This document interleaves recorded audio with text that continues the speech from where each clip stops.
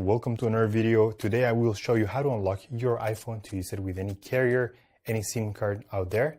This is a factory unlock and we will do it together step by step. It is very simple. I have unlocked more than 100 phones using this method, and today I will show you how to factory unlock your iPhone. And with that said, let's begin. Now we have to get the phone's IMEI number. Simply open the phone application and dial *#06#, and you will see that the IMEI number of this phone will show up. It's a 15-digit number. It is unique for every phone, so just keep this number in hand because we are going to use it in a few seconds to generate the unlock request for this iPhone. So we're going to switch to the computer because the rest of the process will take place in a computer. In this website, we will request the unlock to unlock this phone. So simply, you have to fill in this form here about your phone's information. It's extremely important to enter the correct IMEI number.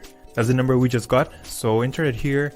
It should be 15-digit and it must be 100% correct. If there's a mistake here, this method will not work. And the last and final step is to write down your personal email where you're gonna receive the notification.